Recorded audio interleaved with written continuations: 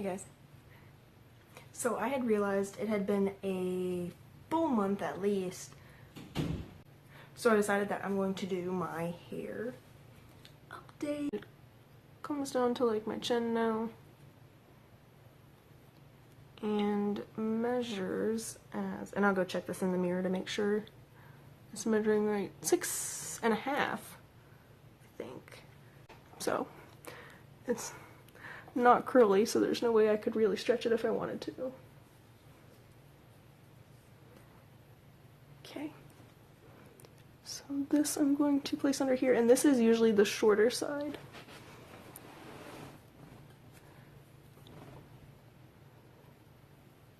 Six and a quarter. I can't see. What would you guys rate that as? And I'm gonna try over here just again because that side went so smoothly. I don't know why this one was hard to get a grasp on. So I will go like this. I'll twist it a little bit so it's all in one piece. How about that? And then I place it under, and that's on camera. I can't really read it. Okay, so I would say it's between the 6 and a quarter. I'm gonna check back with the dates, but I believe it was 5.5 a month ago. So that's like almost a full inch of growth in all the places. So I will go back, I will link the original video below, and I will put the date right here of when that actually was and how much it's actually grown in each place, like a 1, 2, 3 kind of deal. And the only other thing I wanted to mention in this video was the things to watch out for when you're trying to find hair products online, or you know, you're scrolling through Instagram like hair growth tags and you're trying to figure out what to look for. There's some tactics people use to make it look like hair has grown more than it has. The first thing is those shirts with the lines on their backs. You gotta pay attention because you can sometimes definitely tell in the picture the shirt is pulled up. Like the hair hasn't grown that much. It's grown a little bit, but the shirt is higher than it was in the original picture. Like shirts move. So it's not even maybe that they're doing it on purpose. It's just that, you know, you put on a shirt a month later and things happen. Like maybe you washed it and it shrank a little bit. Maybe you were wearing it like this last month and you're wearing it like this now. Like things happen. The second thing is that they will take pictures closer up, so that right here, you know, my hair is only this long, but if I get up here, oh, my hair is this long now. It's not that I grew anymore, it's that I'm closer. So you gotta pay attention to how big the head looks in the side-by-sides. Like, that's the funniest thing I notice is when people are like, yeah, I grew this much, but you bring it closer and it looks like it grew that much. I'm like, are you kidding? Like, so there's that. There's people who will just put fake dates on stuff. Like, obviously your hair's not going to grow a foot in 5 days. It's not going to happen. Yeah, pay attention to what they're claiming, what they're saying, the products they're selling, if they claim to use the products themselves, and ask for their own personal pictures. And like I said before, I get it. You know, if you're selling a product or representing a product, I get that you have to make money. I get that you're trying to live your life and work and stuff, but some of those products are really expensive. Sometimes it's like $30, $40 for a month's supply. Like, that's a lot. So you just want to make sure that you're spending money on stuff that's going to be worthwhile. The other thing I forgot to mention is that I have been taking supplements. And for the first few weeks, I was only taking like a general kind of biotin supplement kind of thing. Like, no, it's not going to be possible to grow your hair a foot in 3 months. It's just not going to happen. There's nothing on this world that can make your hair grow like that, and I wish there was. I wish there was a supplement you could take and it would just push out of your head like Play-Doh, but there isn't. So you gotta be in for the long haul. And that's kind of my spiel for today. That's it. Like,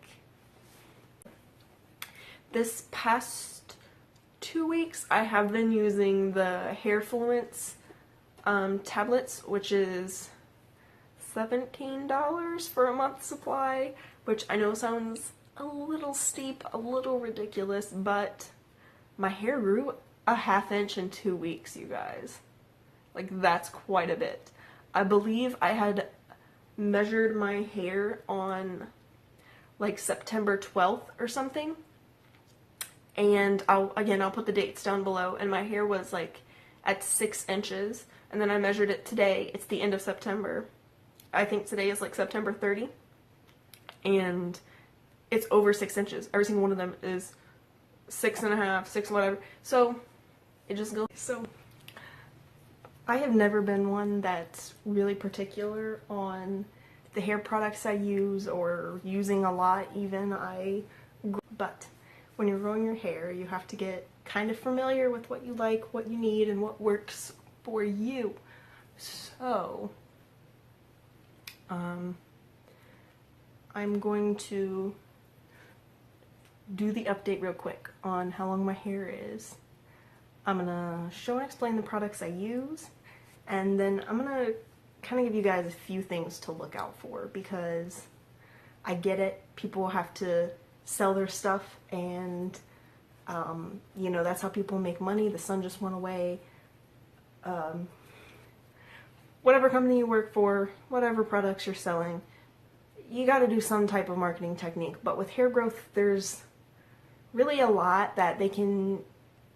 I have the original mane and tail. There was tape here, and I like ripped it off, so I just wrote S for shampoo, but it might even be easier to write 1 and 2 for shampoo and conditioner, so you don't even have to think about what an S means. But I have the mane and tail olive oil complex. It actually says right here, herbal hair growth. Blah, blah, blah, blah, blah, reduces breakage, stuff like that. And this is what I use on an all the time basis. I've been using this for like years. When I was searching online for shampoos that kind of like help your hair growth, I came across this one.